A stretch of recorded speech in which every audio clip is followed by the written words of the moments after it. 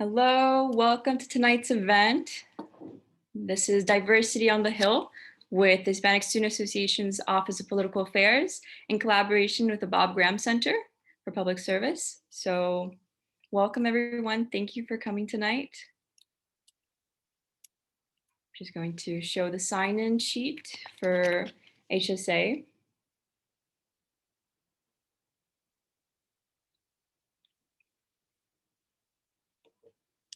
We'll just wait a couple more moments as everybody's logging in.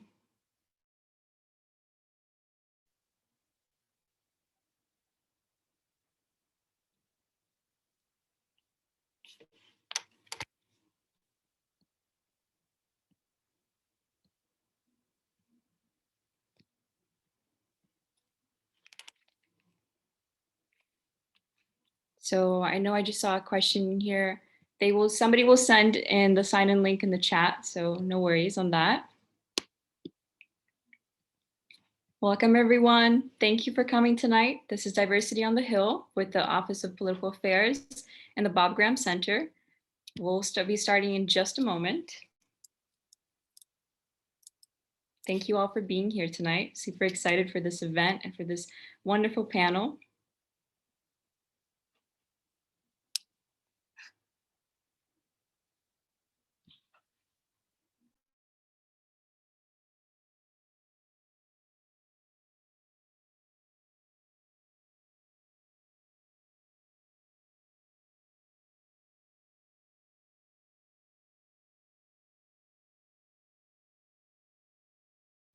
All right, so we'll be getting started.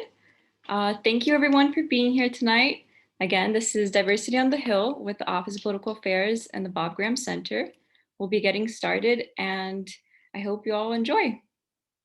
So first, I just want to show again our speakers. Welcome again. I'm sorry. Our speakers tonight are Dennis Gonzalez from the Congressional Hispanic Caucus Institute, and Jose Miranda, who is a board member of the Alumni Association for Hispanic Alumni, and who's a former UF grad, and a former president of the Hispanic Student Association, Jeyben Castro, who is the Deputy Director for the U.S. House of Representatives Office of Diversity and Inclusion, Maria Robayo, who was the former Programming Director for the Congressional Hispanic Caucus Association, and Anthony Reyes, who's also a UF grad and was previously involved with Bob Graham Center as well. So that's exciting. And Ms. Herlene Matthew. So again, we're going to be starting and we're going to hear first from Mr. Dennis Gonzalez from CHCI. Hello, everyone. So I'm going to introduce Dennis Gonzalez. Dennis Gonzalez is the Director of Leadership Programs at the Congressional Hispanic Caucus Institute. He oversees the Congressional Internship Program as well as the R2L Next Gen High School Immersion Program. Before joining CHCI, he served as the Director of Partnerships at Voto Latino. He received a Bachelor's of Arts degree in Chicano Studies and Political Science from the University of California, Davis, and a master's degree in Mexican American Studies from San Jose State University. He has also served as a national officer for Gamma Zeta Alpha Latino Interest Fraternity and the National Association of Latino Fraternal Organizations, NALFO. And Dennis is originally from Los Angeles, California, and is of Salvadorian descent.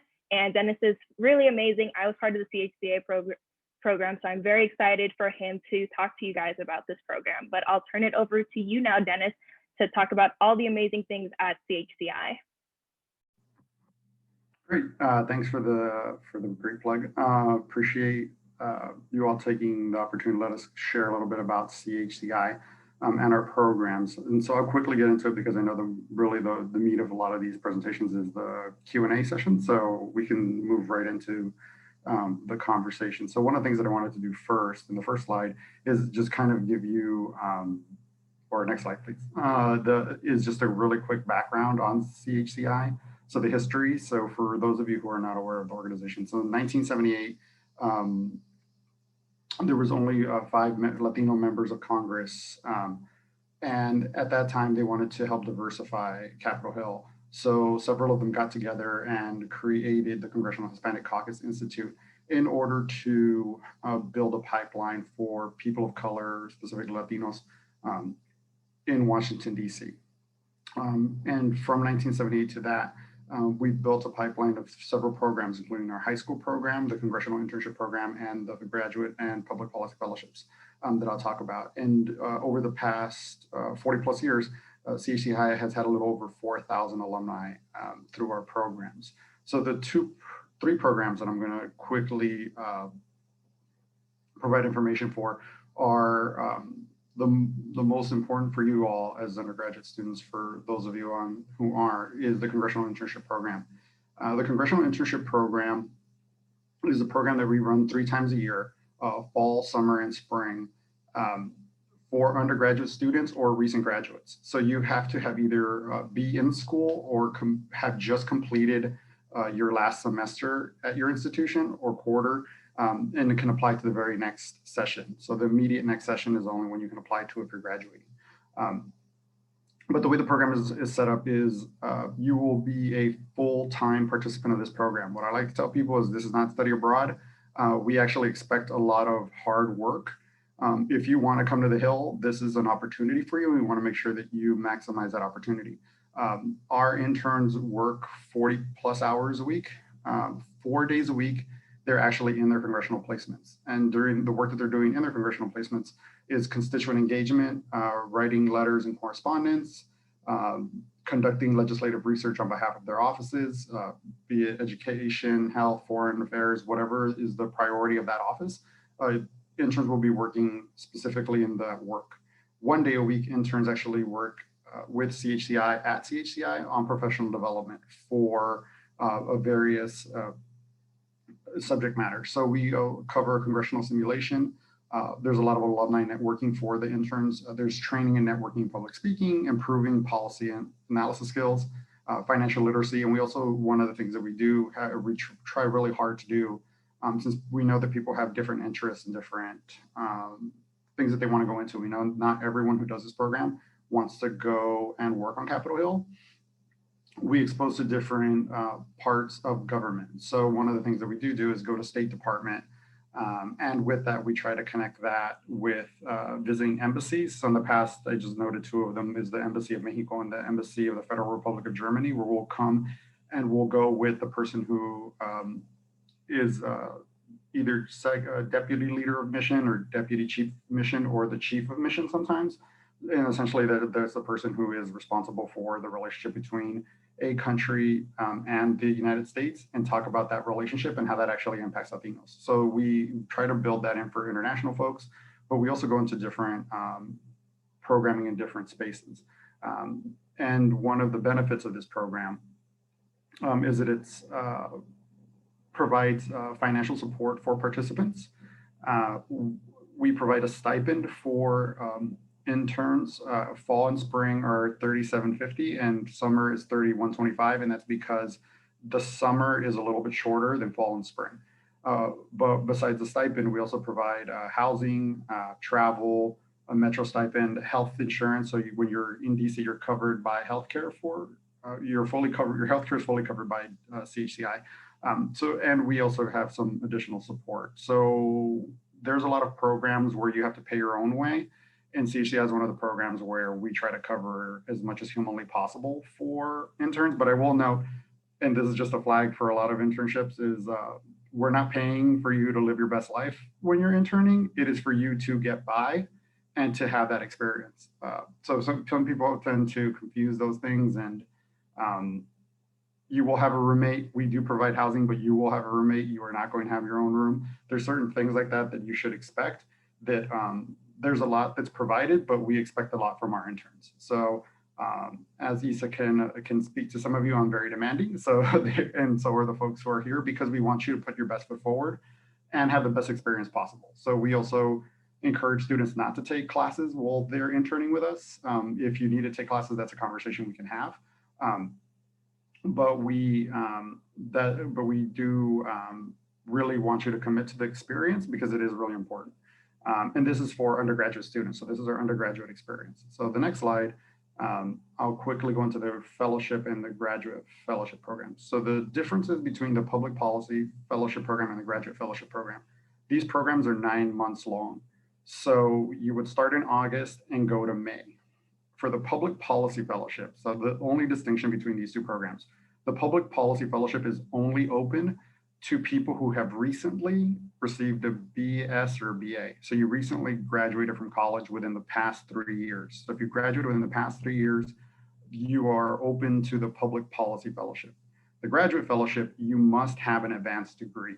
And so you must have an advanced degree. So that's a JD, an MBA, some master's degree, a master's in public health, whatever that may be. For these programs, you must have an advanced degree within 2 years of getting your completing your degree. This program is a little bit more intensive. So what we tell people about the internship program is that the internship program is for people who don't know if they really want to do public policy, or they're kind of interested in it and want to kind of get an experience. But for the fellowship programs, especially the more advanced that they get, you really want to make sure that you want to do this kind of work, because you're committing almost a year of your life to this work. So there's, and again, like I said, it's very demanding. We have a lot of demands for people who do this. But two notes that's different from the internship and the fellowship. In the internship, we place you on the Hill. Your entire experience is on working with a member of Congress, with a member of Congress's office or committee office. However, with the graduate fellowship programs, you have two placements. One is off the Hill and one is on the Hill. So with the off the Hill one is on an agency, a nonprofit, a think tank. Really, you decide what you want to do. Some of the engineers who have gone through this program have interned with an office and then interned at NASA or Department of Energy, et cetera. So this is the type of thing that you want to do. And so they also have the same following programming schedule. They work 4 days a week in their offices. 1 day a week they have programming, but their programming is a little more advanced than the intern programming.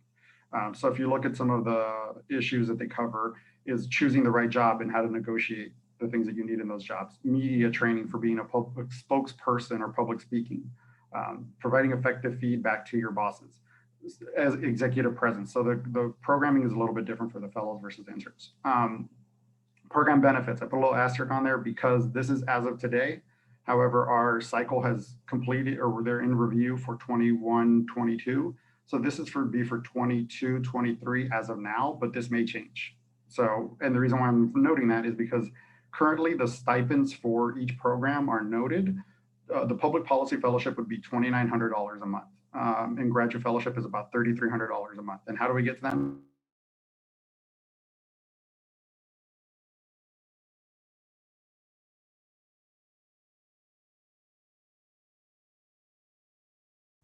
Oh, I don't know how I got muted. So if you have an entry level salary on the Hill, it's somewhat near that range. So so that may increase depending on how the situation changes in 2 years. Again, we provide travel, health insurance, a mentor stipend, and professional development grant for the fellows. So there is a lot of benefits again, but there's a lot of commitment. And depending on the program that you do, it will require more commitments. Like the graduate fellows do a presentation. So happy to answer questions moving forward on some of these. I know I just kind of blew through these, but I know we don't have a lot of time. So next slide is just my contact information. So my email is right there. And I can answer a lot of questions that way. So if you do have more questions, I did see a question that I did want to answer regarding citizenship. I saw somewhere. Just because, so CHCI programs, you do not have to, as long as you are authorized to work in the United States, we don't look at your citizenship. So you could be a citizen, a legal permanent resident, or a DACA participant. So as long as you have work authorization to work in the United States, we will accept you as part of the program. Really briefly, I'm gonna interject. Thank you so much, Dennis, for answering that question and to talking about the programs that CHCI has. Right now, it's open to Q&A. We highly suggest that you use the Q&A function that is in the webinar. And so, Dennis, can you see the 2 Q&A questions that are in the Q&A section? Mm-hmm. Okay. Yeah.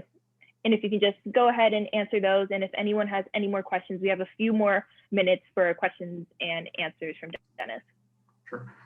Is the program only open to Latino or Hispanic students? No, or it is open to anyone who wants to apply.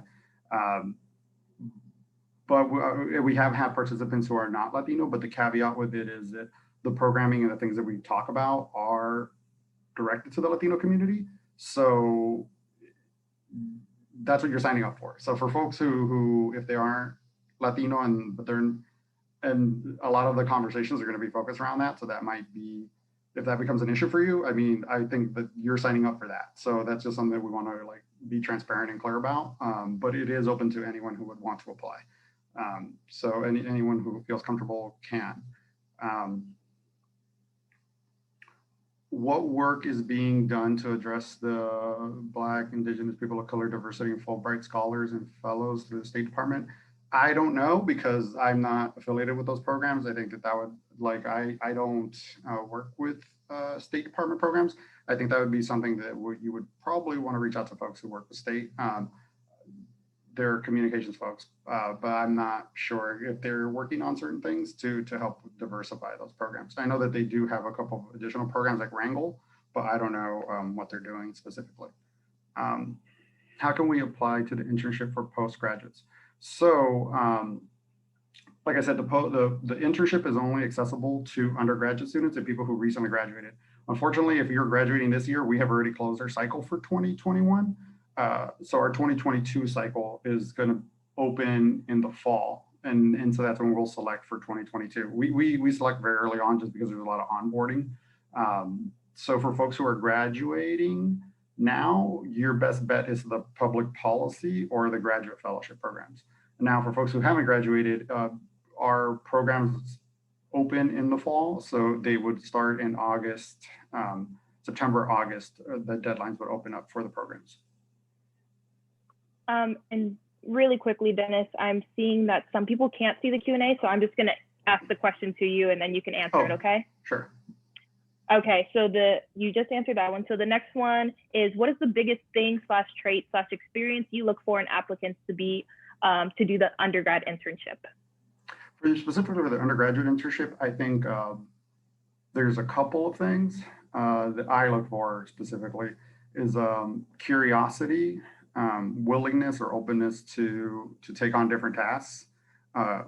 I personally look for grit, like how hard are you willing to work? Like the thing about DC is like people work hard, so people grind. So I mean, and I'm not one of those people that like pushes on the culture of grinding, but like people work really hard here. So the expectation, if you want to perform, like yeah. So if you're looking for like a 20-hour internship, this is probably not going to be the place for you. And if your internship you're conveying that like this isn't really something that you may like, if there's no spark there, if there's no interest, there's no like little bit of passion, it's going to be hard for me to like select somebody. Perfect. Thank you. The next question is there a minimum GPA requirement? We do not have a minimum GPA requirement for the program, so anyone can apply. We do note that preference is given to higher GPA, and I mean, that's just any program is you're being competitive, like especially a national program, if you're competing against 500 people for 20 spots, you know, GPA helps. Like it's a measure that people use to assess also like, do you follow instruction and can you do a thing? Just to be frank. So I think it's something that people like, it's something that we look at, but it's not a priority. Like if you have a 3.0 versus having a 2.8, that may not make that much of a difference. Perfect. The next question is, what does the application process look like step by step? So for our application process, you have to log into our system and create a profile. Once you create a profile, you will have the application program accessible to you. And what you will need is you will need a letter of reference. So you need a letter of recommendation from someone. You will need to update your resume. You will also need to answer 3 short answer essays. When that is actually sent over to reviewers who will review your application, we circle back and then make an assessment based on the reviews and of the applications. And then there's a secondary interview piece where folks who make it to the second round will get a virtual interview using a online portal that records your interview, and then we review those. And if there's a third for the internship, we may have to do that. The fellow is actually far more complicated. There's multiple levels of that, multiple interviews. Awesome. And the next question is, how much prior knowledge in policy is expected for the congressional internship? For the internship, very little. So the internship is more of an entry level experience. So the way that I kind of propose this to people is that DC is a very unique space, but DC is one of the spaces. So if you want to go into business or finance, you go to New York. If you want to go into media, you go to Hollywood. If you want to get into politics, you go to DC. But the thing that all those places have in common is if you, like people say they want to move to these places, but they have no concept of what it means to work in these spaces. And so what we're going to do is we provide people exposure as to what that's going to be like. So I honestly try to give our interns experience of what it would be like to be an entry-level employee in these spaces. And this may or may not be the life for you. And so you need to kind of get that experience. Like I'd rather you go through a internship and be like, I kind of hate this experience, than to move all the way to DC for an entry-level staff assistant job and despise it like 6 months in. I would really prefer, because there's some people who love the experience and there's some people who despise it. And I would rather you have that experience through us and say, you know what, this is not for me. But if you want to go into these other spaces, it's going to be as competitive. It's going to be as fast. It's going to be very similar in terms of personalities. So this is kind of gives you a taste of what it's like. And if you choose not to do that, cool. Like it's neither here nor there for me. Like you had the experience and as long as you completed it, like I'm good. So for me, it's more of the person's experience and learning from that. Perfect. And just briefly, I'm going to attest to that. I did this internship program and I'm a finance major. I didn't have much policy experience prior to that. And that was kind of the joke of my class, that I was like, I don't know much about policy, but I'm willing to learn. And so I definitely can attest to that. You don't have to have much background for the undergraduate experience. But moving on to the next question, what growth opportunities are there after completing the internship? So I mean, it really depends. So it also like, and I will share this, that I share this in programs, is that you get out of something what you put in. So if you put in 110%, you're going to get the same amount. There are people who during our internship were offered jobs on the Hill. Like there's several people actually now who I can speak to. One who moved up very quickly and is one of the leads communications in her office now, like very quickly from the internship. There are opportunities, and many people, if you set this up right for yourself, like if you're graduating, like if you're graduating in the spring and you want to work on the Hill, apply for the spring internship, because you could finesse it to go immediately from an internship to start working full time without ever moving, leaving. Like, and we paid for you to move to DC, right? There's ways of being very strategic in how you operate. But if you want to, you can maximize this experience. And also there's a lot of relationships with corporations. There's a lot of other businesses, nonprofits, people who go into advocacy work that you don't necessarily need to focus on the Hill while you're here. The Hill is your work time. You could do other things while in the evenings, networking, connecting with folks, that you can maximize those opportunities into something else. So it really is how you work while you're here. Awesome. Thank you so much, Dennis. We have room for maybe one more question if there's any last minute questions before we move on to the next part of our webinar. I'll just, wait for a second to see if anyone has a last minute question.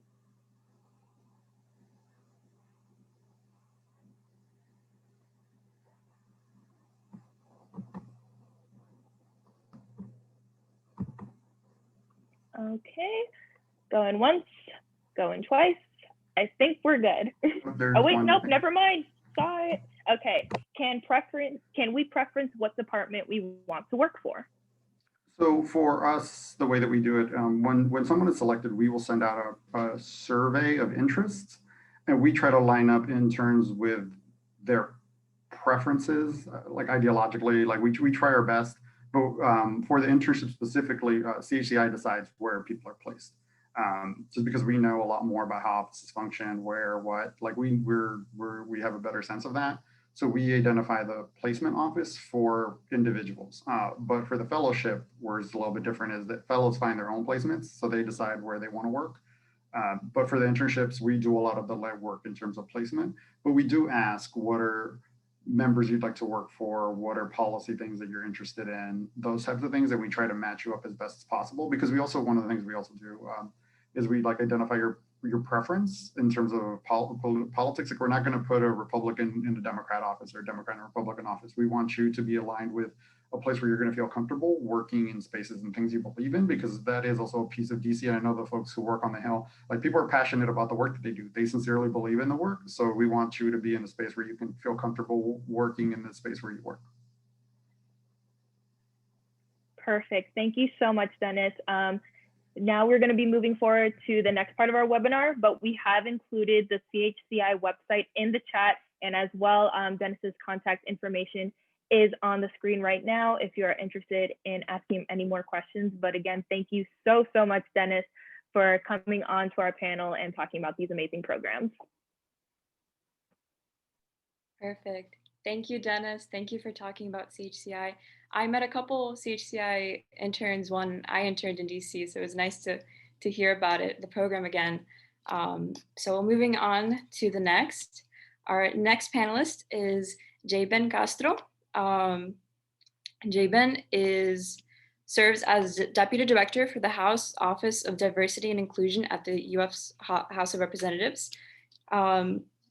Created by law by the 116th Congress, the office works to develop and promote best practices for diversity and inclusion areas such as personal recruitment, retention, promotion, and performance reviews. Mr. Castro leads outreach and engagement strategies to Republican members, committees, and other House offices. Mr. Castro's prior experience on the Hill includes serving as outreach director for the United States Senate Republican Task Force on Hispanic Affairs under Senator Orrin Hatch. In this capacity, he worked with Senate Republican offices to forge strategic alliances with community-based organizations and leaders across the country to address, educate, and create solutions to the issues impacting the Hispanic community. In the private sector, Mr. Castro's experience includes developing community-based initiatives and strengthening Hispanic engagement as Senior Community Engagement Manager for a public utilities company and promoting corporate citizenship as a public affairs management for a Fortune 500 company. Mr. Castro was born in El Sauce, Nicaragua, and migrated to Miami, Florida when he was 10 years old. He serves as a board member of the Latino Student Fund and the Cisnero Hispanic Leadership Institute at George Washington University. He currently lives in Maryland and is a graduate at George Mason University. Thank you once again for being here tonight, Mr. Castro. Hello, and good evening, everyone. Thanks so much, Anna, for having me here. I really appreciate it. So yeah, we'll start with the next slide. I'll give you guys a little bit of information on how our office came to be. So our office was established a year ago, March of 2020, under the 116th Congress, and it was tasked to kind of, come up with a diversity plan, a diversity a program that we can help current offices find a diverse candidates, because obviously, when we think of Congress, we think of a body that is supposed to come up with laws, regulations that affect everyone. And unfortunately, our offices, when you walk through the halls of Congress, there's an issue when it comes to diversity. And we want to make sure that the policies that are made here reflect the faces of America. Going to the next slide. Excuse me. So we want to make sure that staffers look like the rest of America, right? So why would you want to work here? Why work in Congress? Well, dynamic work environment, which really translate into being able to work at all time, all day of time. It's one of those places that, sure, do we talk about 9 to 5? Yes. But today, for example, they're having votes right now. And if your member is voting, you got to be there. But impactful work. I talk a lot about impactful work because about 52% of the people that work in Congress are under the age of 32. That means that if you follow a timeline where you do your internship, when you're an undergrad. You start working here right after your undergrad. By the time you're 25, 26 years old, you're writing the policies that then become laws, the policies that members vote on the House floor. Those policies are being researched, are being written by people who are 24, 25, 26 years old. I can't think of any other place in the world that someone of that age can have that impact on the entire country. And because of our quote unquote dynamic work environment, meaning you work at all times, all hours, there is a very strong sense of community. One of the things about DC is no one is really from DC. It is a very transient city, and you have a lot of people who connect because of the work that we do, and we become a very strong sense of community. You'll hear from Jose today, who went to UF. Him and I are both from Nicaragua, but that's not the only reason we connected. We're both Latinos. He might be a Democrat, I'm a Republican, but we're here and we support each other. So it's a great community. Career development, you guys just heard Dennis a little bit of the opportunities that you can have here. And like I said, you're at 25, 26 years old writing these policies. There is a lot of career development here. And the network opportunity, whether that be through your school, like we're doing today with UF, or just staff associations like CHSA, the Congressional Hispanic Staff Association, which I'm part of. It's a lot of great opportunities to grow your network. Next slide. So, best way for you guys, students and alumni, to find your Hill opportunities. As I mentioned, the work of our office is to build a staff that represents America. Our office is 8 of us. And that means there's a lot of work for us to do, but we can't do it on our own. We rely on schools, hence I'm here today to talk to you guys about the opportunity to work on the Hill. And I do have one thing that I need everyone tonight to walk away with as you guys learn about the opportunities to work on the Hill, the reason you should work on the Hill. And that's, again, the policies that we're writing needs to come from people that look like us today. And that's not happening right now. And I don't care if, you're like, Ana, who did her internship with NALEO, a great organization that's adjacent to the Hill, or Isa, who, did CHCI. And I know that, government relations is not her background, so I don't care if you're doing an internship with JP Morgan, I don't care what your background is when it comes to what you're studying. Come up here, do the internship, learn why we're writing the policies that we're writing that affect you, regardless of what industry you go into. And as you're learning this tonight, I don't want you to hold this information to yourself. I want you guys to turn around, tell your family, tell your friends, tell your network about these opportunities. Because in order for us to build a pipeline that we need to build, I'm going to ask you guys for your help on that one. But once you're ready to make that next step, obviously CHCI is a great organization, but there's others that hopefully you'll learn about tonight. But there are other organizations. If you're looking for Latino opportunities, CHCI is amazing. There's also one called Chile, Congressional Hispanic Leadership Institute. And you'll learn of other ones that obviously can help you. Share that information with you, with your team, with your network. When you're ready to make that move, if CHCI is not the place you want to do it with, reach out to my office, our office. We will help you, whether you're a Democrat or Republican, we will help you find that office. Next slide I'll leave with, it's our contact information. So that's our email. And I know that you've heard from Dennis and you've heard from me, your internship, whether that's with a Democrat office or a Republican office. And I'm going to answer this question that often comes up, and that's, do I have to pick a side? And that's yes. In my perfect little world, you don't. You come up here with your experience and you work for the best office as possible. But that's not my perfect. We don't live in my perfect world. You're here to work for a member's office or a committee at times, but whether that's a member's office or a committee, they're led by a member. And that member is a Democrat or a Republican. And hence why you got to pick a side, because you will come here to work for those members, to be the voice for that member. So just wanted to answer that question because it does comes up often. So anyways, this is the information on our office. I'm looking forward to answering any questions that you guys may have. And hopefully you guys will be part of our team to get the word out in our office, because we want to make sure that these policies are written by people that look like me and you. So I hope you guys can help us out.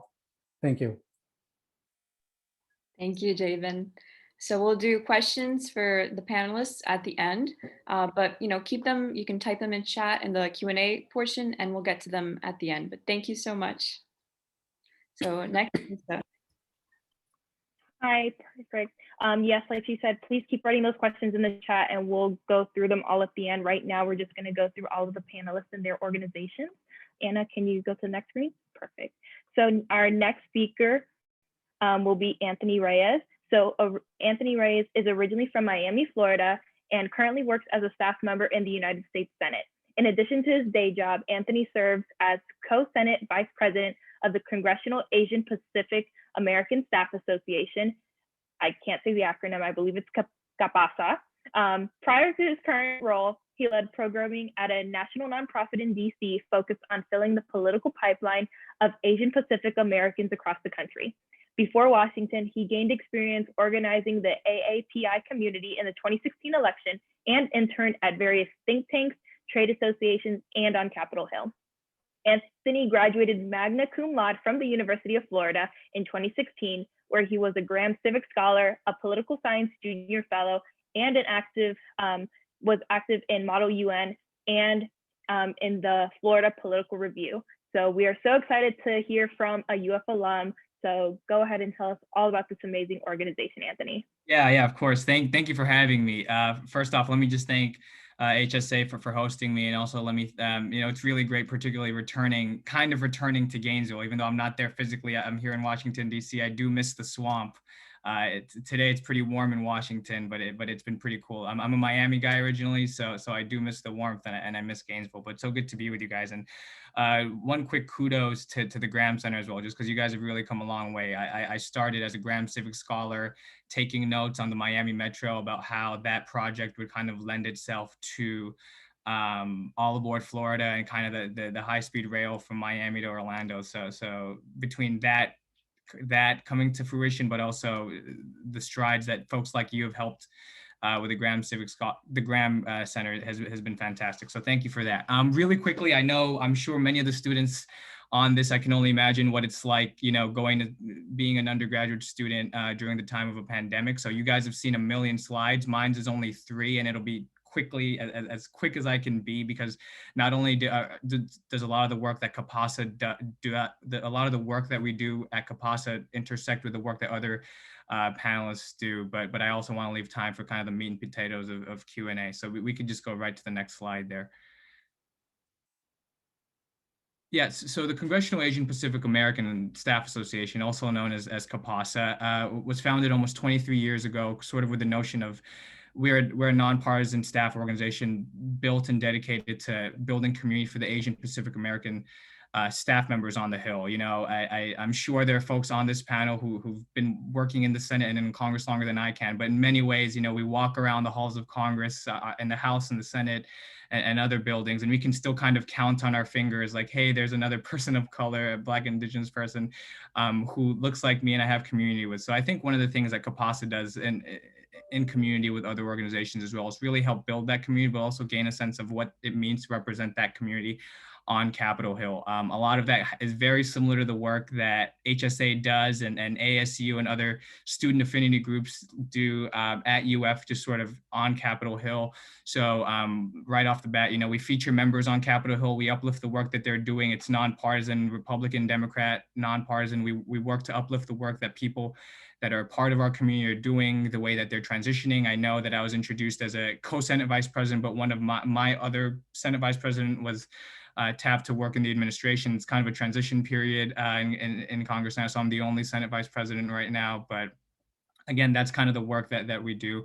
We have community with peer organizations, with CHSA, with CBA, with the Senate Black Legislative Staff Caucus as well. We work with them very closely on issues that are critical, because as Jeyben mentioned, we're not at a point where Congress fully reflects the communities that we're serving. So working with them in solidarity, I think, is important. In general, in terms of just community, we also have just sort of like fun, community events. Like, I don't know if you can see that Zoom picture. We hosted trivia night for the Tri-Caucus, which was really fun. We only had 9 people show up, but those were the 9 most, out of a lot of people that signed up, those were the 9 most engaged trivia participants that have probably ever been on Capitol Hill, and it was a really good mix. We also have Embassy Day, where we work with Asian American and Asian Pacific embassies that want to promote the community of staffers on the Hill, and we work with them there. And the last point, and I'll make that brief because I think there's a lot we can also talk about the Q&A, is just standing in solidarity as a community towards shared interests and goals. Like Jeyben said, a lot of the work that CAPASA does doesn't have a red or blue color, right? Of course, you pick sort of the side that you're working on when you come to Capitol Hill, but the mission of diversifying Congress and working on what Dennis described as the political pipeline is something that's crucial and shared across the board. So that's kind of the work that we do. And there's a kind of the other pictures is we have an award ceremony just to kind of recognize folks. That's one of the up there is one of the old pictures from a newspaper on Capitol Hill. And we also have on the bottom right, what's known as Asian Prom. It's kind of like our annual gala. We haven't had those in Congress, but I also know there's other, I see some of the co-panelists smile. It's kind of, it's a fun time to dress up and enjoy the social networking aspect of Washington across our community. Next slide, please. And at the end of the day, we are a staff association with a focus on staff, right? So professional development is something that's absolutely crucial to the work that we do at CAPASA. We have networking events. We have a mentorship program where folks sign up and kind of talk about what specific interests that they have. And we try to pair them up with mentors, in senior positions on Capitol Hill, but also off the Hill, right? Folks that work in industry now, work for nonprofit organizations, work for advocacy, who in many ways have worked on Capitol Hill and can kind of speak to the challenges and opportunities that we go through. We review resumes because, as I'm sure everybody on these other esteemed panelists know, every resume is different, but also every resume that you apply for every office should be different as well. So tailoring your resume to what a DC job looks like, what that office looks like, I think is something that not enough people know about. I definitely didn't know that when I was 24, in 2014, when I was an intern and I was very green, 20 years old. And so people, taking me by the hand through organizations like CAPASA are absolutely crucial. We have panels much like this one where we bring folks, you can kind of see one there on the top right, it's called Transition 2020.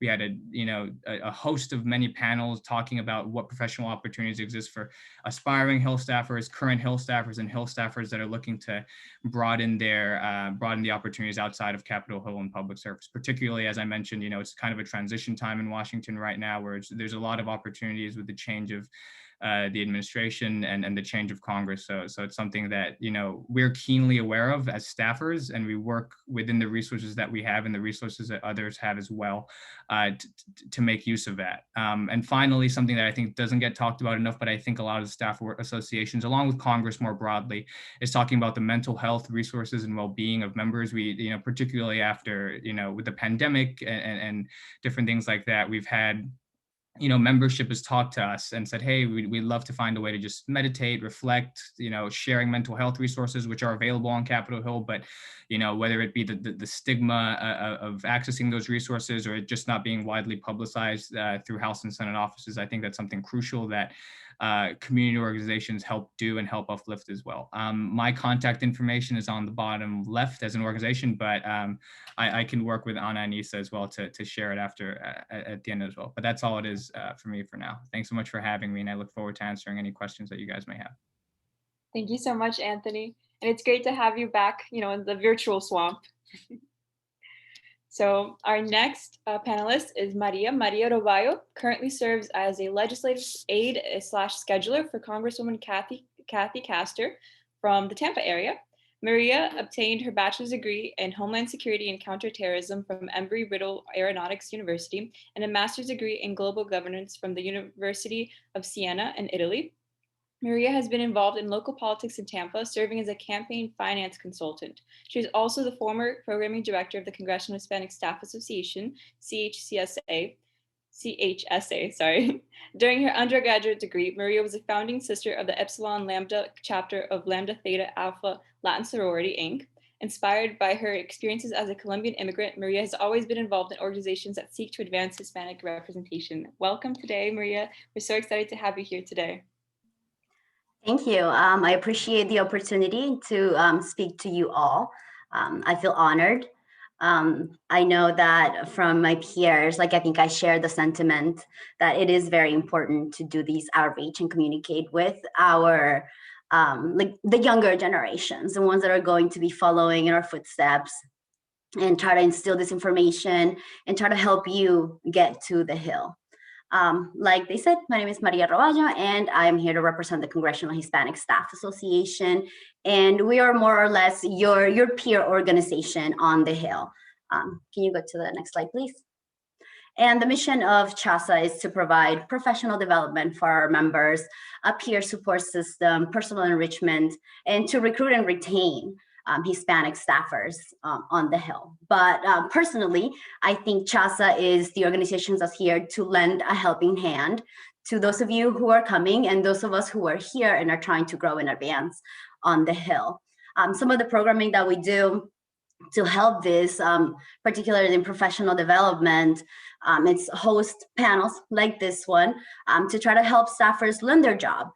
There is, I guess it's a culture on the Hill to provide little training on kind of how to do your job. You're kind of pushed in the deep end, and you have to rely on your resources and yourself and your friends to try to learn like how to maneuver in these new positions. So CHSA tries to put together these kinds of programming to help you be the better, like the best staffer that you can be.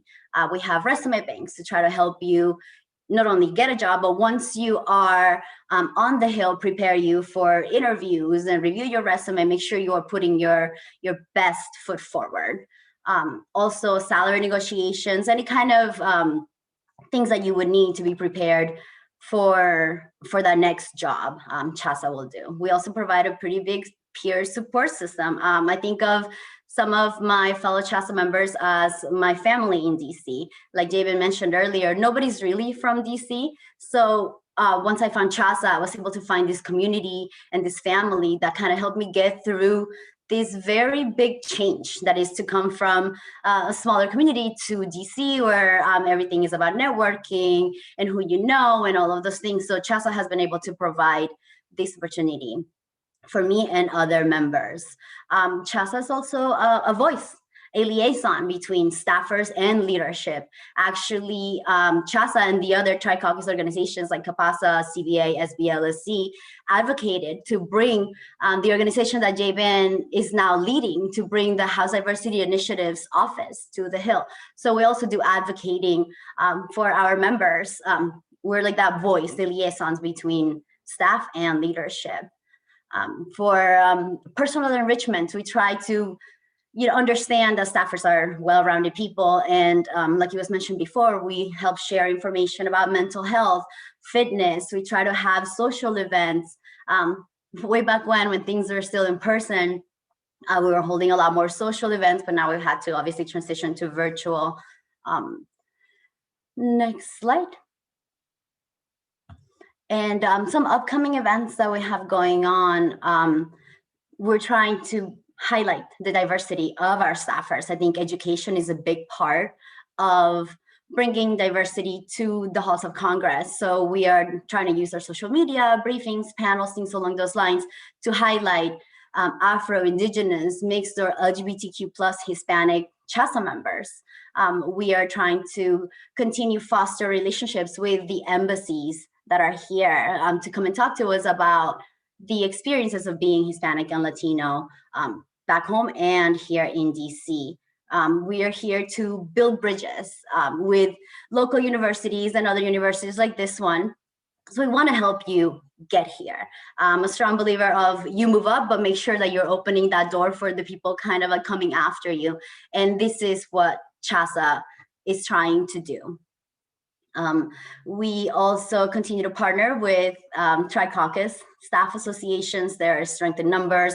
Like I said, there are not that very many of us, but we try to provide that support to other organizations and other minorities here on the Hill.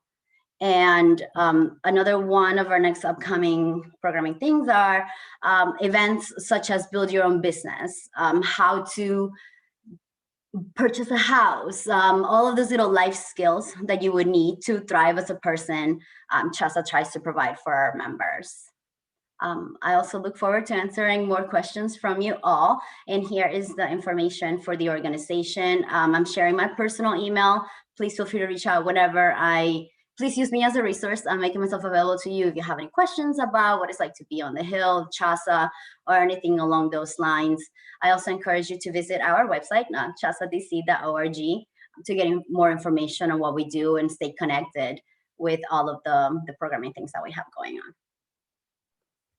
Perfect. Thank you so much, Maria. I just want to interject and say, Maria was such a big help to me when I was on the Hill, and she brought me out to some CHSA events, and they really supported me as well when I was there. So it is a great opportunity. But thank you. If we can move to the next slide. And then next, we will be having Jose Miranda speak. Jose Miranda is a UF alum and graduated in 2014 with a BA in political science and international studies. As an undergrad, Jose served as president of HSA, of the Hispanic Student Association, was an ambassador at the Institute of Hispanic Latino Cultures, La Casita, and a preview staffer. He currently is working as a senior government relations associate for ACCT and is on the board for the UF Association of Hispanic Alumni. Additionally, while in DC, he also was a CHCI public policy fellow, which provided Jose the avenue to join Capitol Hill and get experience in the federal policy-making process. While he worked on Capitol Hill, he sought to pay it forward and joined the Congressional Hispanic Staff Association, CHSA, that we just heard about, on the board as a treasurer, where he focused on making the association accessible to all interns, fellows, and entry-level staffers with financial barriers, and more generally working in collaboration with other staff associations to push congressional leadership in their efforts to diversify Congress. So Jose will be talking about the UF Association of Hispanic Alumni and the opportunities that they provide to UF students in various capacities. But thank you so much, Jose, and go ahead. Thank you, Isa, and thank you everyone for being here on a late Tuesday night. I just want to say thank you to all the other panelists as well. It's so good to see so many friendly faces. And as a HSA alum, I have to say this is the kind of event I could have only dreamed of putting together when I was an undergrad. And in a way, as I was listening to all the speakers and the different people that are involved, thinking about how this event itself is a compilation of everything that has led to where I am today. So it's really great to see it. As a CHCI alum, I without a doubt endorse and recommend all the programs that they have and everything that Dennis said. As a former CHSA member and board member, I know the kind of work, the value that they do providing support for their staffers, the work that they do in solidarity with the other staff associations, with the Tri-Caucus Staff Association, with the LGBT Staff Association, with the Native American Staff Association, and so on. And we've seen the results of that effort, those efforts, right? The office that Jeyben represents today came as a result of a lot of that advocacy. So it's really great to be here. It's really great to hear from all of you and to be here as a resource. But I'm also here in the capacity as a board member and scholarships chair for the UF Association of Hispanic Alumni. So for those of you that don't know, this is a group officially affiliated with the University of Florida Alumni Association. So if you're a student alumni member, you'll see that when you sign up, you have an option to choose your hometown Gator Club, but you can also choose affiliate groups such as the Hispanic Alumni Association, as well as many others. And our effort, if we can go to the next slide, please. I'm not gonna read through all of this, but what this all says in a gist is our effort, what we do here is two prongs. One, we focus on connecting and leveraging the connections of UF Hispanic Latino alumni once they've graduated, so that we can continue that sense of community, that sense of support, and we can uplift each other.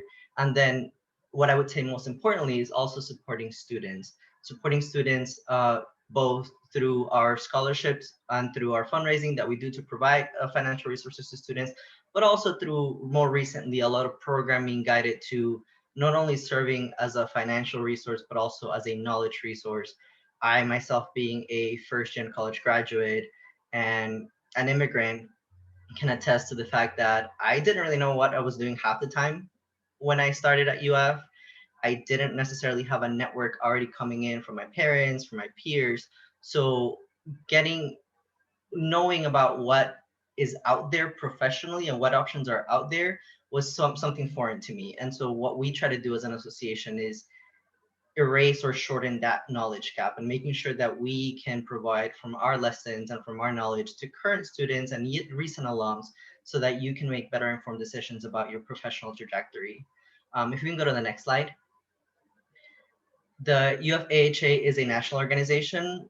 Based on our demographics, we are primarily heavily centered around Florida and South Florida specifically, but we do have a very active presence all across the country. The map will show you just a handful of the chapters that we have active, where we have someone from the UFAHA during non-COVID time. We would be organizing events, get-togethers, socials with different alumni. We would be partnering with the local Gator clubs to ensure that we can continue that Gator spirit going strong even after you graduate. But we'd also be working on fundraising events to make sure that we have the money for the scholarship that we do provide every year. And if we can go to the next slide, like I mentioned, then the other prong of our focus is student engagement. And first and foremost, it's scholarships. And I'm going to make a quick pitch here because we actually have our scholarships open right now, and we just extended the deadline to this Friday, March 12th. So these are scholarships that are open to undergraduate and graduate students. There's one specifically that is designed, it's new, we launched this year. It's designed for students who don't qualify for federal or state financial aid in the state of Florida. So undocumented students. And we have one that's specifically for law students. So if there's any 1L law students, so if there's anybody in the group that is planning to start UF law this fall, I highly encourage you to apply. It's the easiest application you're ever going to see. But the other two applications we have are, one of them is merit-based and the other one is merit and need-based. So I highly encourage you all to apply. The merit and need-based one, we're going to be giving out a couple of them for $1,500. The merit one is for $1,000. And the new one that we just launched, which is for students not eligible for federal financial aid, is for $2,500. So again, I'm more than happy if I'll put my email in the chat as well afterwards, but if you have any questions or interested in applying, I can drop the link for it. But this is our focus. First and foremost, we have an endowment that helps fund our scholarships in addition to our annual fundraising efforts. And recently, we also launched a partnership with the Matching Forward Opportunity Scholars. Hopefully, there are some MFOS scholars out there. I myself am an alum, but we also have a endowment to support first-generation Latino students as well. And then recently, over the past 2 years, we've been, like I mentioned, focusing a lot on ensuring that not only do we provide financial support, but we also provide knowledge support and we provide network support. So we have a lot of recent programs that we've been launching, some in partnership with HSA, some in partnership with ACCT, and some as a standalone. For example, we have the Congressional mentorship program, which is in its second year. We launched it as a pilot right before COVID started, and then we launched it again this year. This is a year-long program, school year-long program where we partner up current UF students with a UF alum, a UF Latino alum. Ideally, we try to partner you with someone who has similar interests, whether that's a career or professional interest, or it could be ideological interest, or it could be a background, ethnicity interest. But of course, the idea is to provide support as you navigate through your undergrad years and as you prepare to enter the professional world. So we do a lot of that. We've organized also events. This is new this year, a series of professional developments called Prepárate Caimán, which we have the third and I believe final, but I'm not sure about that, event coming up in the end of this month, talking about, we've had conversations on imposter syndrome. We've had conversations around building your brand. We've had conversations about, and the one that we're going to have at the end of this month is about having difficult conversations, because that's something that you will need. You probably need it now as an undergrad, but you will definitely need it as a professional. And then, of course, we do a lot to provide support to HSA and to Hispanic Latino affairs whenever our support is needed or presence is required. So This is why I'm here. I'm excited to be here as a former congressional staffer, and given my current line of job is Hill adjacent, and my personal passion for increasing the diversity in Congress and ensuring that whatever policies Congress passes are informed by lived experiences that are relevant to not just those that have easy access to the grounds and the halls of Capitol Hill, but to those of us who may be first gen, who may be immigrants, who may be low income, who may have English as their second language. I want to make sure that the laws that govern this country are there for everyone. So thank you, and I'm looking forward to any questions.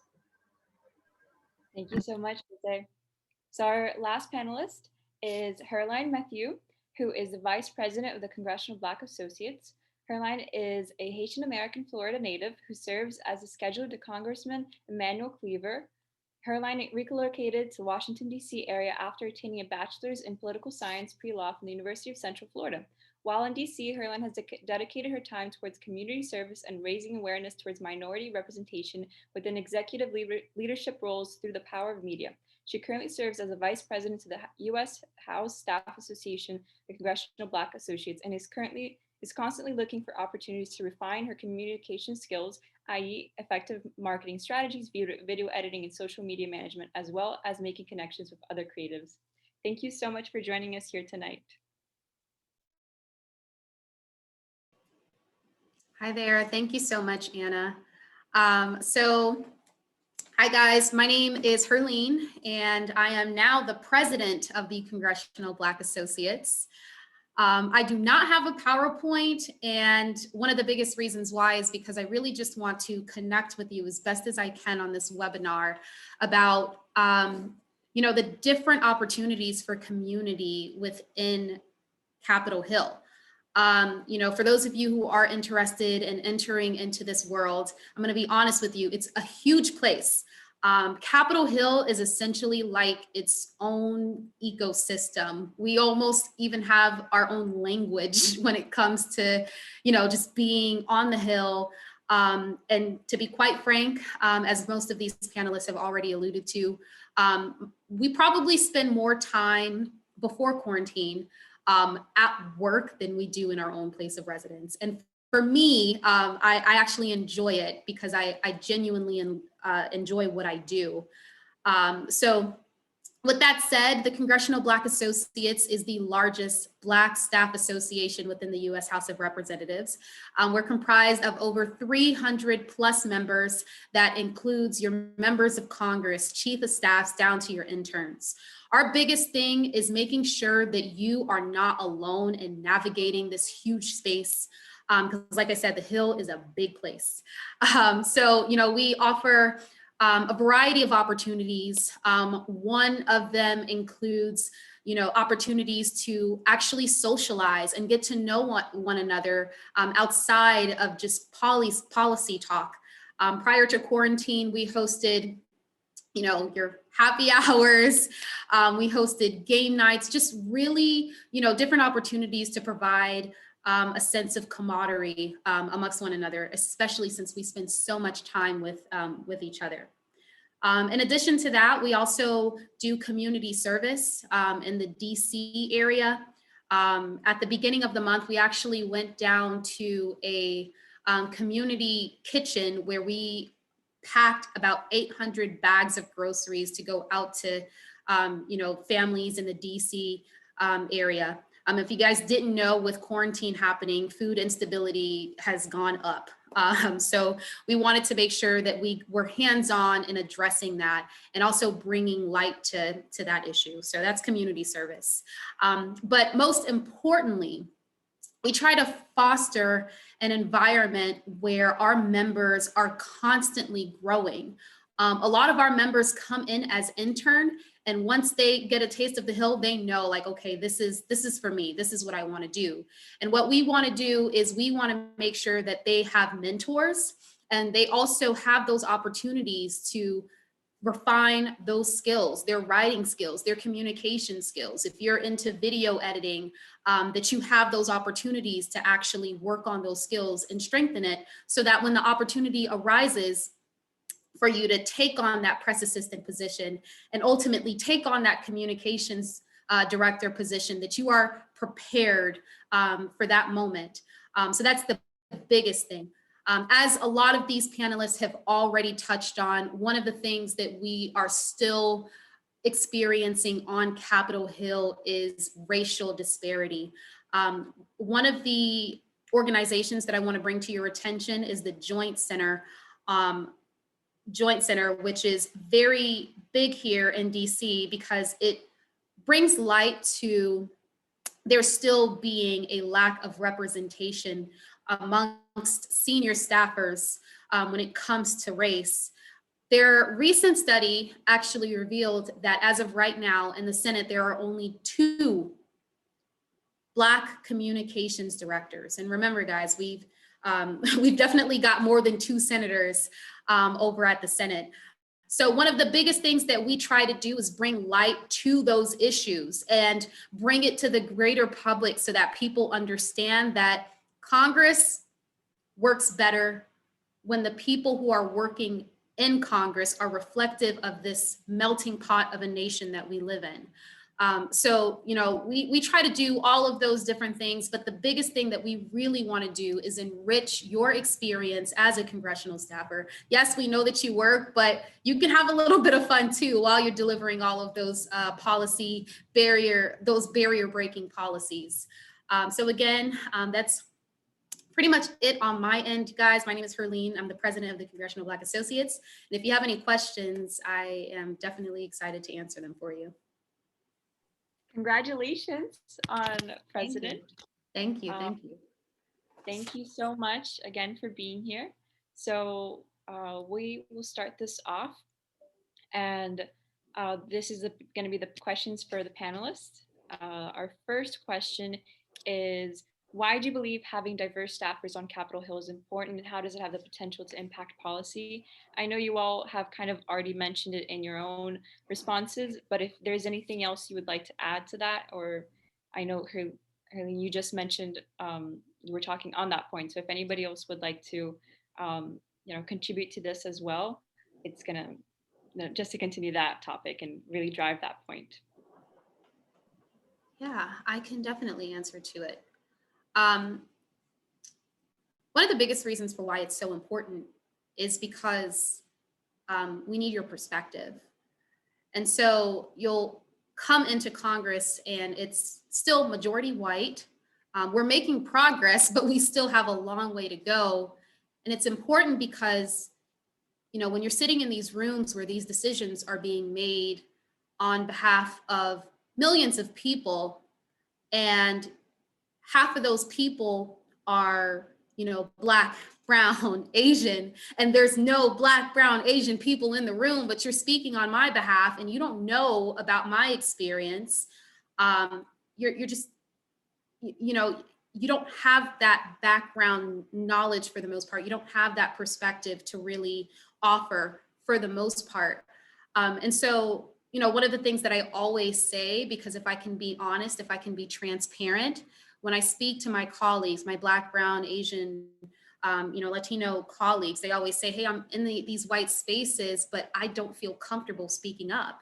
And I want to say, no, you have to be comfortable with speaking up. You've got to come in there and you've got to tell them the truth. It's not a coincidence that when, you know, certain things like COVID-19 happens, that we're the first ones to get hit.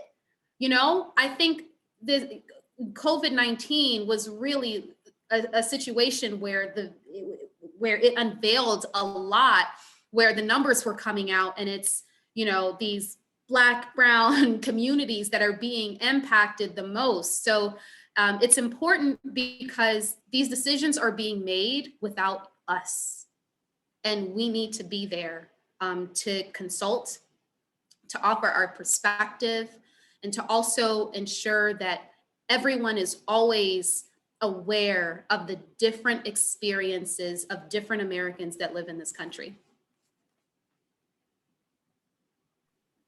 Thank you for I that. believe that was, oh, sorry.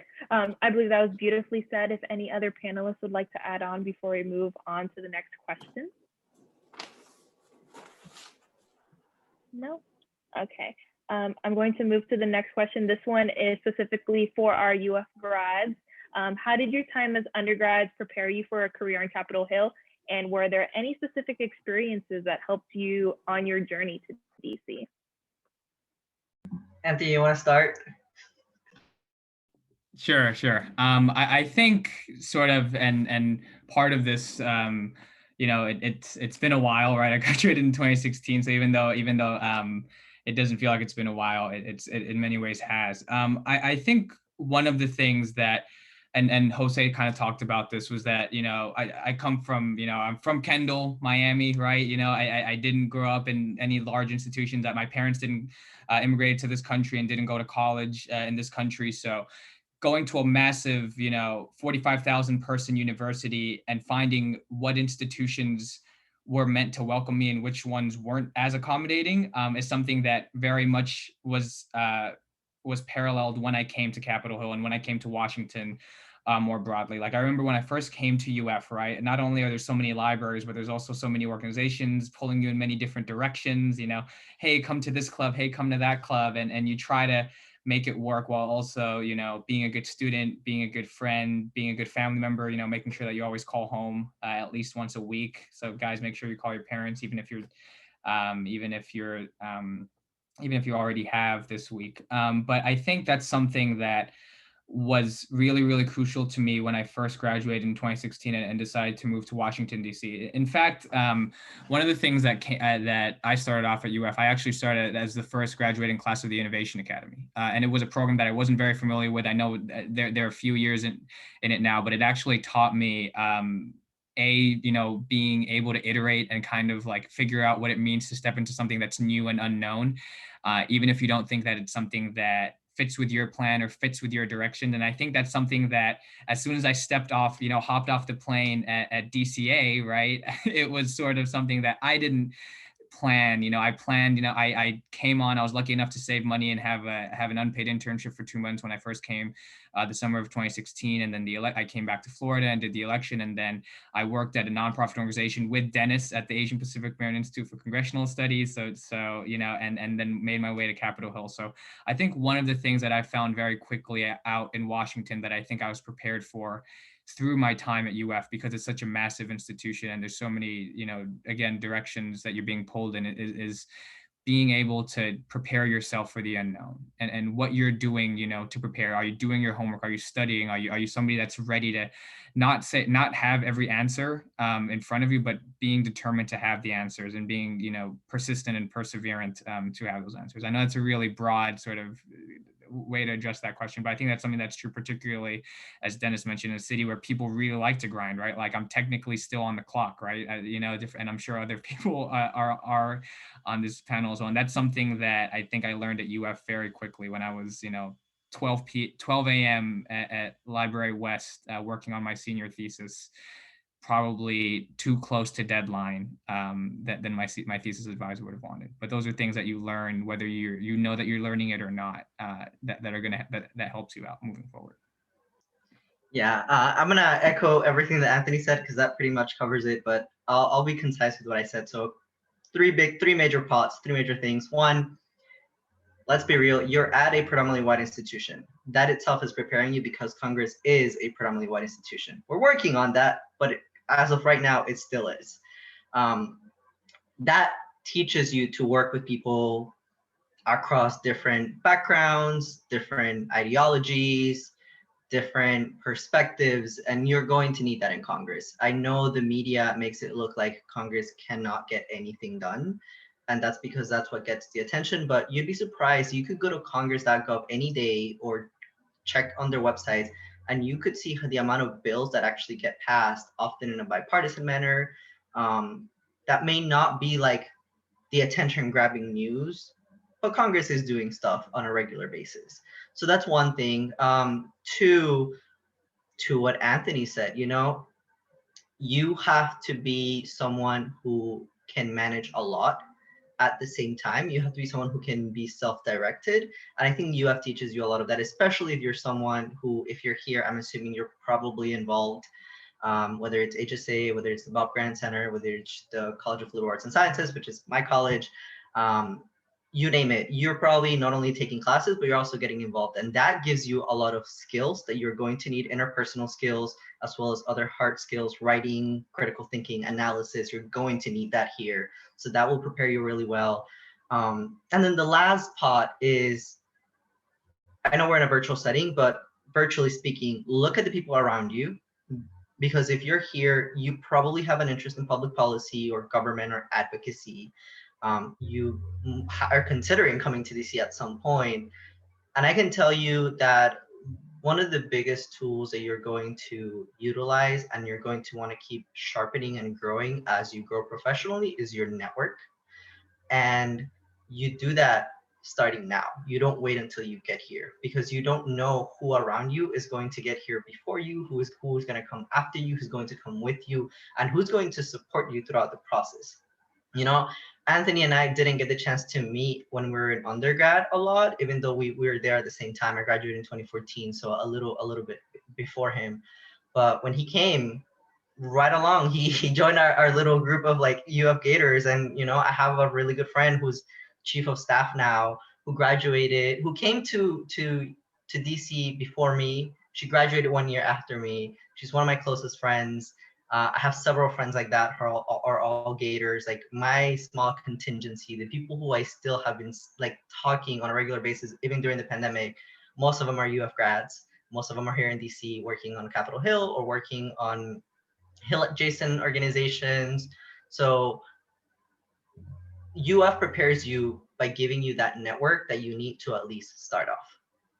And can I add one quick thing really quickly, just kind of piggybacking on what Jose said, and I'd love, you know, any other panelists that might, you know, have ideas on this too. I think, you know, the word networking has been thrown out a lot, and it's something that you get hit over the head with when you're an intern and when you're a staffer, right? But I think in many ways, it's something that you guys, right, the audience is doing right now, right? You're making friends and you're finding folks that you're in common cause with.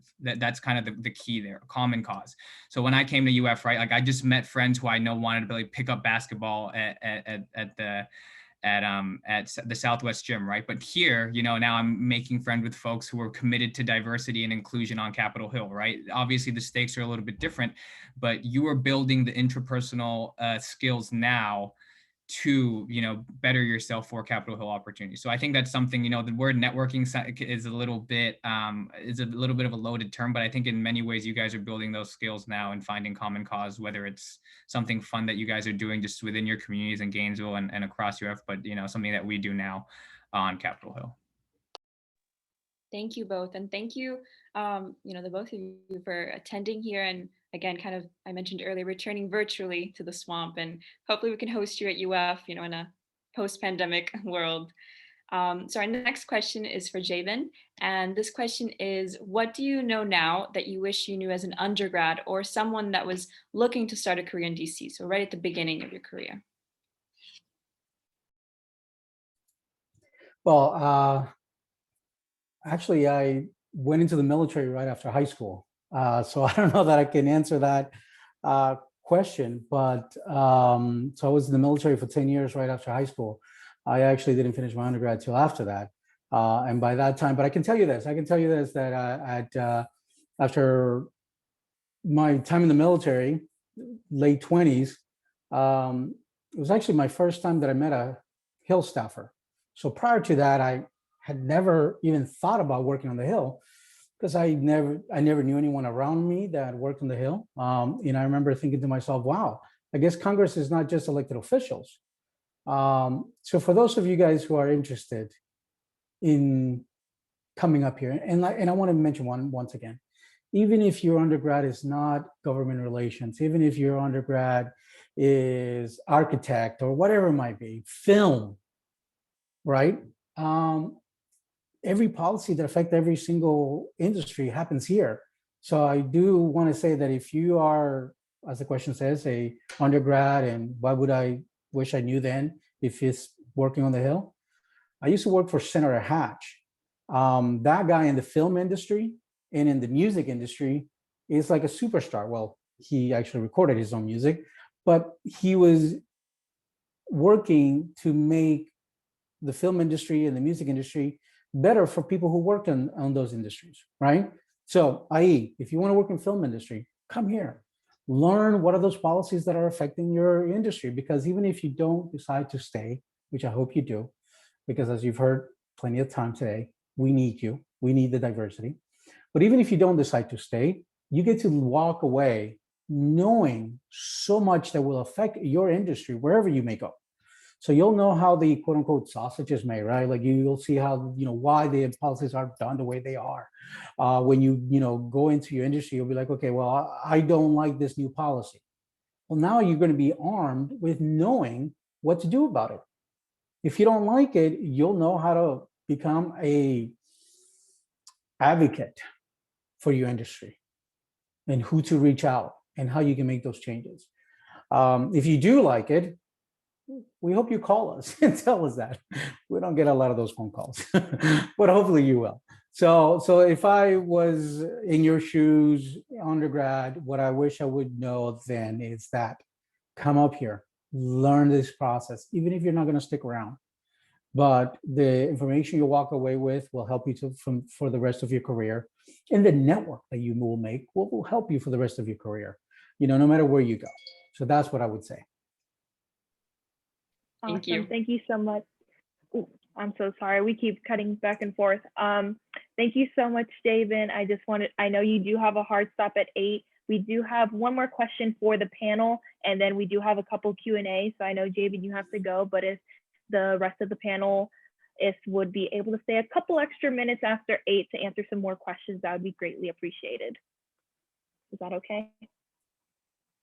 Perfect. Okay, so the next question on the panel is directed for the women on our panel. So how do you believe diversity can be improved to allow for more inclusion of female voices on the Hill? Yeah, I'll go first. I think having those of us who are in positions of power extend a lending hand. I think it is our duty to pave the way for those who are coming behind us. Creating those opportunities, actively opening doors, recommending minorities, like advocating for those of the people that are coming after you, and also leading by example, like making sure that you are doing a great job, because when you are a minority, you're not only representing yourself, you're representing a whole community. And as a woman, same thing, we're fighting these stereotypes of you're loud or you're emotional. So just being able to navigate those spaces and creating a good example will open up the doors for the ones that are coming after us. I think also sometimes we are our own enemies. So just kind of like shifting that mindset and becoming women who empower other women.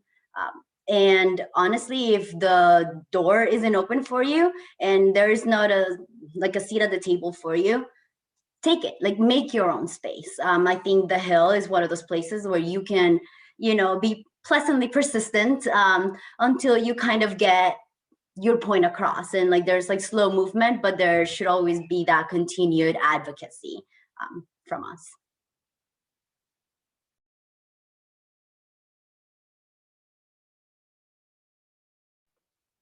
Perfect. Thank you so much. Unless, Harline, if you want to add on to that as well on the woman's voice on the Hill, that would be great. Yeah, I think you guys touched on a lot of it, in honor of Women's History Month. I think it's important to note that while we've definitely come a long way, having recently just elected the first female ever in the White House, one of the highest positions of the land, I think it's important to continue to strengthen these types of efforts. Women are still only paid, I think it's 89 cents for every dollar that a man is paid. Women are still, leaders in only less than, I think, 30 countries out of the 122. According to a UN report that recently came out. So I think it's important to continue to champion women who are more than capable of coming into these spaces and taking the reins to lead. But I think as you all are doing right now, it starts with just informing you that these opportunities exist And if you have the will, the drive, the attitude, the work ethic, then you are more than capable of coming into this space and making a difference.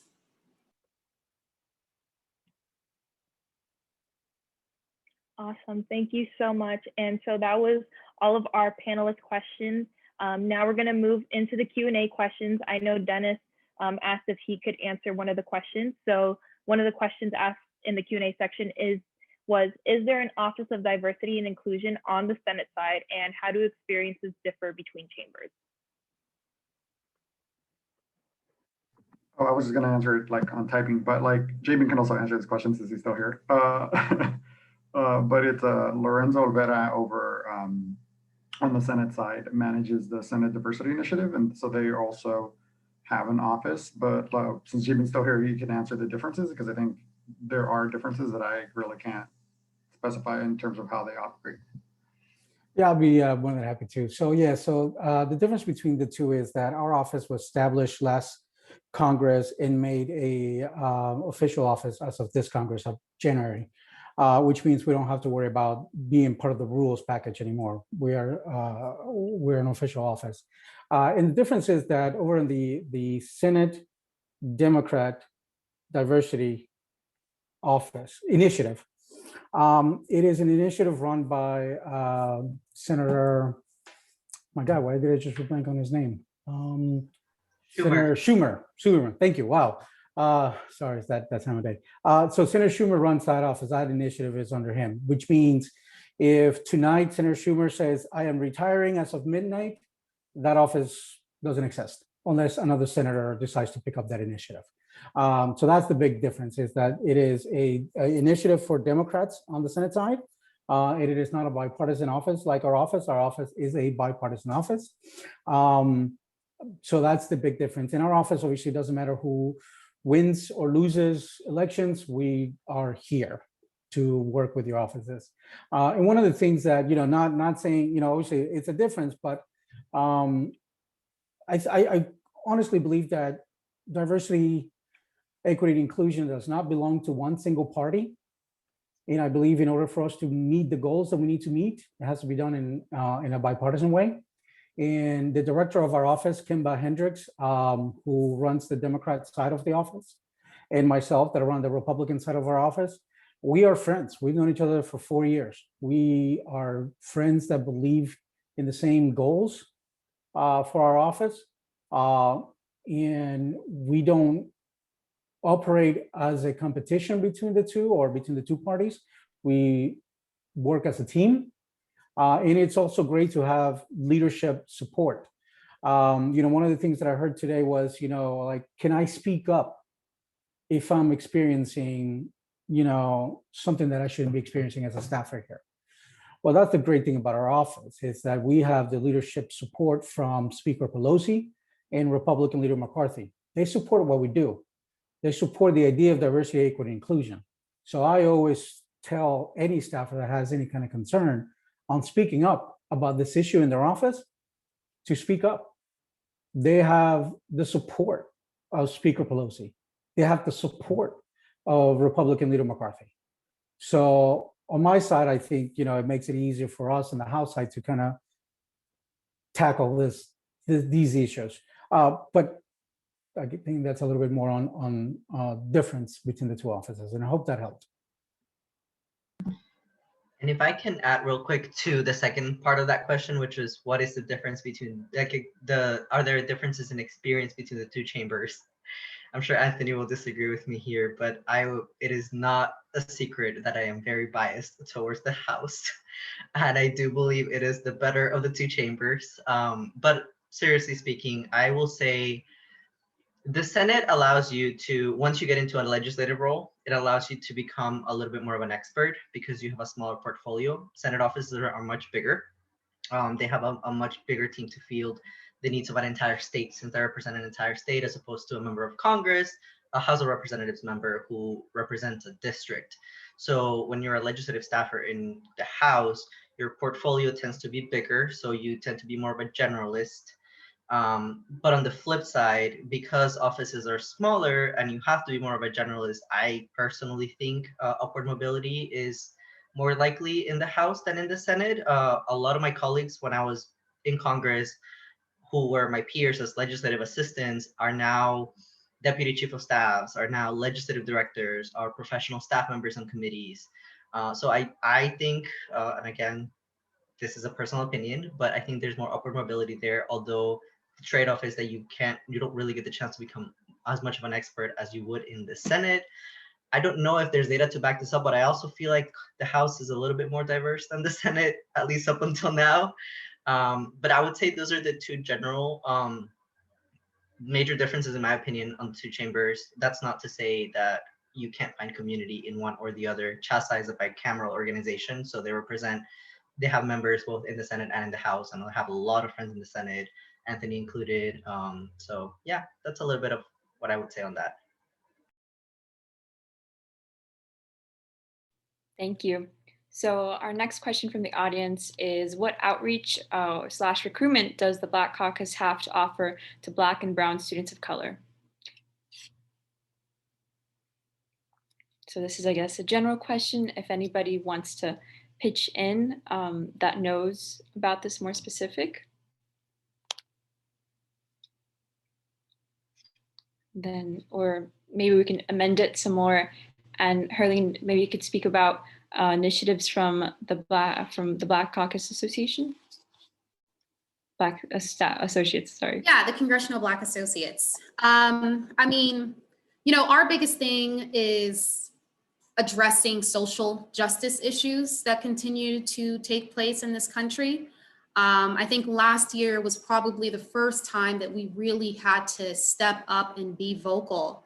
You know, a lot of people were reaching out to us from within and from the outside, asking us, what stance do we take when we, you know, hear about, you know, how the Black community continues to be affected, you know, disproportionately when it comes to a number of issues, whether that's, you know, getting bank loans to start a business, or, you know, not even going to get into the whole police brutality thing, because that'll have me here all day.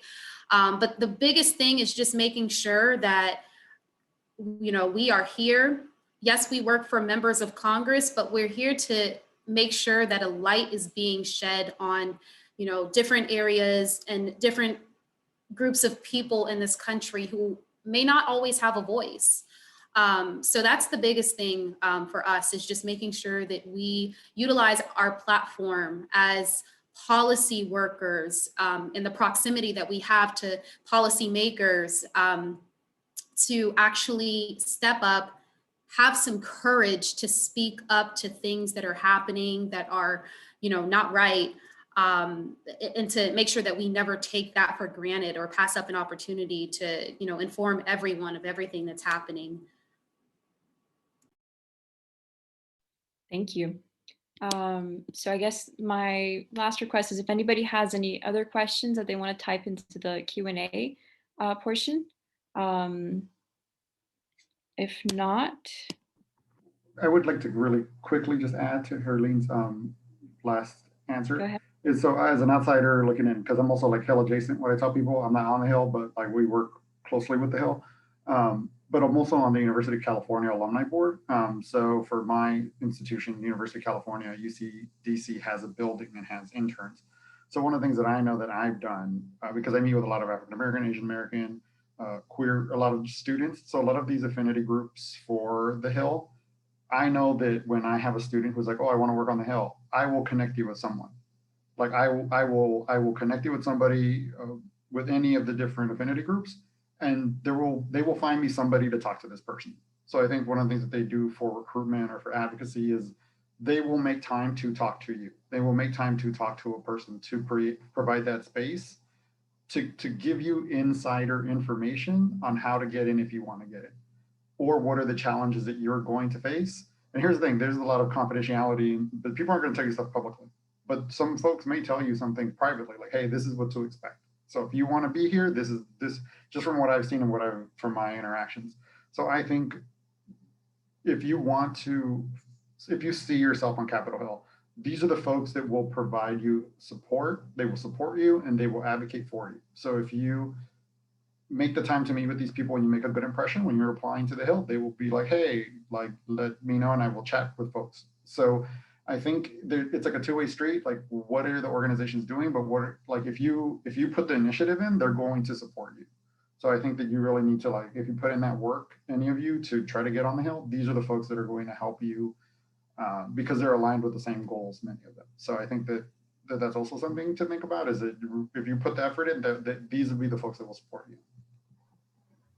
And if I can add just real quick, sorry, to some, I just want to point everyone to something that Dennis shared on the chat, which is there's a lot of organizations out there that are doing, they're actively working to diversify Congress and the congressional workforce. A lot of them are affiliated with congressional caucuses, whether it's the Congressional Black Caucus, the Congressional Hispanic Caucus, the Congressional Asian Pacific American Caucus.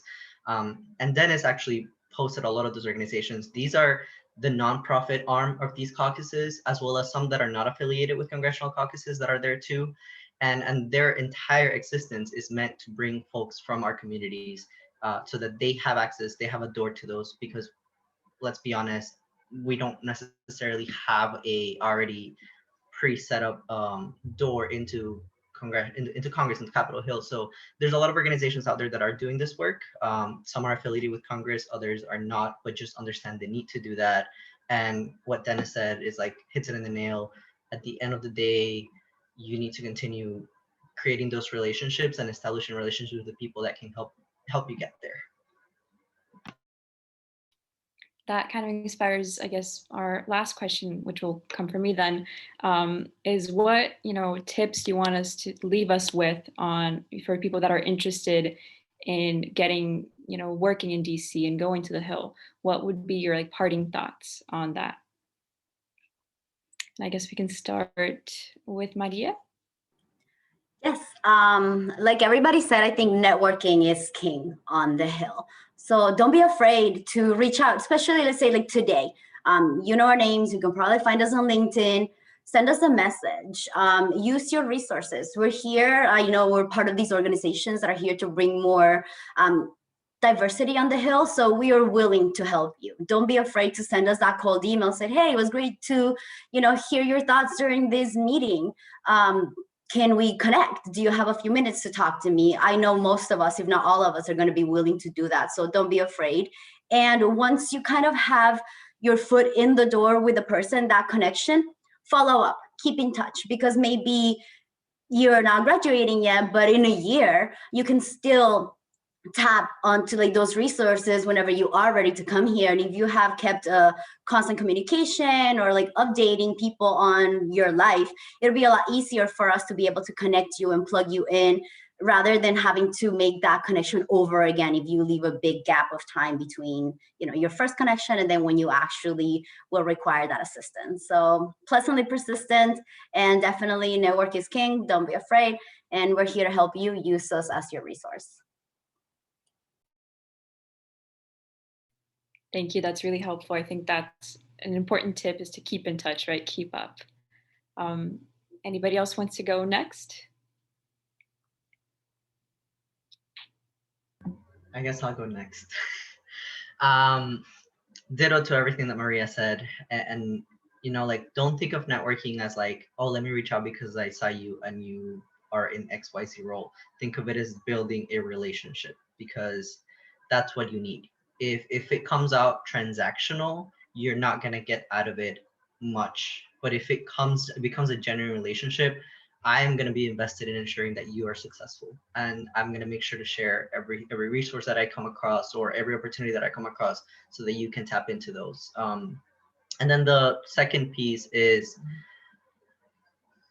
Capitol Hill and Washington, D.C. will always be here. And your profession is not linear. I know we all want it to be linear, but the reality is that it's not linear. After I graduated, I went back home, I taught for a couple of years, and then I came to DC. And then I started doing a fellowship, and then down the road, I'm here. So just think about that as well. If you're considering multiple options, if you want to do something else, if the first time doesn't work out, like persist and keep trying. If you want to be here, you're going to put the work in it, and you might fail, but you're going to learn from your failures, and you're going to make your way here eventually. And especially if you listen and you build those relationships and you establish connections here in DC, it'll be easier for you. But I'm telling you, I did not come to DC. Like, I never interned in DC when I was an undergrad. It took me 2 years after I graduated to get here. And now I'm really good friends with a lot of people in this panel. And I really enjoy the work that I do, and I enjoy the time I spend in Congress. So don't be discouraged. If this is what you want to do, keep at it, and don't think that you have to have one specific pathway, because you never know how many routes and how many turns you have to take to get here, but you'll get here. Thank you for that, Jose. Herlene, do you have any parting thoughts on, tips for undergrads that want to go to Capitol Hill? Yeah, I guess my biggest thing is don't be afraid to, well, you may be afraid, but don't let that stop you from, reaching out to people. I think one of the biggest things that's helped me to get to where I am is just taking the initiative and sending out cold emails of people whose work I've come to admire. While I was an intern, an unpaid intern before they passed that law, like a year later, while I was an intern, when I say unpaid intern, I want to say that doing that taught me, like, okay, this is what I want to do, because who else would be doing this for free if it weren't something that they actually want to do and where I want to be. But while I was an intern, I really, took in the fact that, wow, I am around members of Congress. I am around some of the most brilliant people I've ever worked with. So, you have your AOCs, if she had a communications director, or Maxine Waters, her communications director, her chief of staff, reaching out to them saying, hey, I'm an intern. I love your work, your press releases, your videos, the way you manage the social media. I would love to get some coffee to learn more about you. And doing that, I think, really helped me to get to where I am, and not just doing it like one and done, but having a coffee and then following up and then making it a point to maintain those relationships throughout the years. I still keep in contact with those people. Mind you, I've never worked with them directly. Like, I was never in the same office with them, but just having those, coffees and genuinely wanting to hear about them, hear about their stories, how they made it to the Hill, their background. I haven't come across one person yet where I'm just like not amazed at just everyone's background story. So that's the biggest thing, is be genuinely interested in learning about people. If there's someone that you're, interested in, even members of Congress, my boss, he still does coffees with like interns who reach out to him from out of state virtually. So, I mean, the worst they can say is no, but there's a chance that they may say yes. So take a shot, shoot the shot. That's all I have to say. Thank you. That is really helpful and inspiring. I know that, from someone that is in those shoes, it can be intimidating, but that encouragement certainly helps.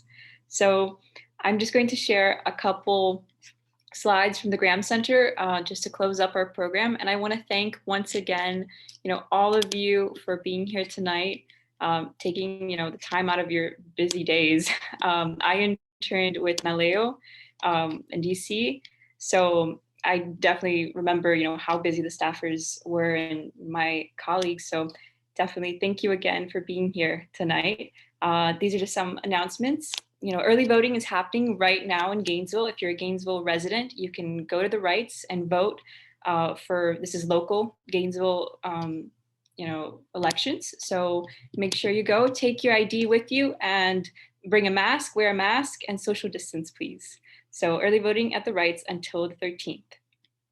And then our next program for the Bob Graham Center is on March 18th, and it's gonna be from 6 to 7:30 p.m. We're gonna have a great panel there as well, and it's gonna be about women in leadership. And we hope to see you there. There's a QR code if you want to sign up for the Zoom webinar. If not, the next page is going to have the social medias, and you can, answer on there and go into the Facebook and Instagram. And thank you all once again. Here are our social medias, and I'll be sending out the contacts and the links that were put into the chat. I want to say again, thank you so much to all our panelists for being here tonight. Really appreciate all the words, and the experiences and messages you had to share. And thank you for everyone for attending. This was actually my first event putting on as, the director of OPA, so I'm sorry if I got a little bit nervous, but thank you all for being here tonight, both attendees and panelists.